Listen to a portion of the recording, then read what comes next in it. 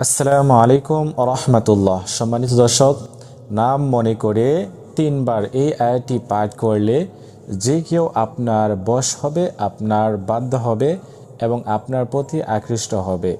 সম্মানিত দর্শক, এরকম একটি আয়াত রয়েছে কোরআন শরীফ থেকে নেওয়া। এই আয়াতটি পাঠ করলে আপনারা জানলে অবাক হয়ে যাবেন। এই আমলটি আপনারা করলে ইনশাআল্লাহ এই ভিডিওটি আজকে আপনারা সম্পূর্ণ দেখবেন। যারা আমলের নিয়তে করবেন তারা অবশ্যই এই ভিডিওটি সম্পূর্ণ দেখবেন।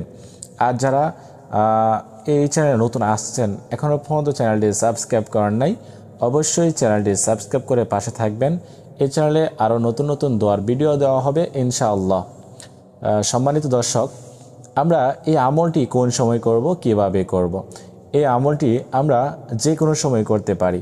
হ্যাঁ, আপনি যখনই সময় পাবেন তখনই করতে পারবেন, তবে আপনাকে রেগুলার করতে হবে। হ্যাঁ, 21 দিন পর্যন্ত আপনাদেরকে এই আমলটি করে যেতে হবে।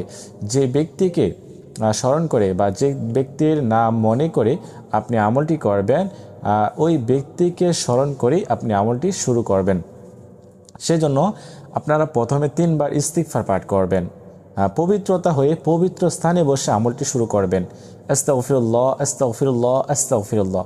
তারপরে 3বার দুরূদ শরীফ পাঠ করবেন।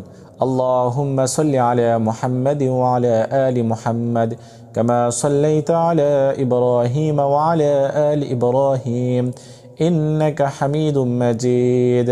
আল্লাহুম্মা বারিক আলা মুহাম্মাদ ওয়া আলা আলি মুহাম্মাদ كما باركت على إبراهيم وعلى آل إبراهيم إنك حميد مجيد। দুরূদ শরীফ ইস্তিগফার অবশ্যই আপনাদেরকে পাঠ করতে হবে, না হয় কাজ হবে না।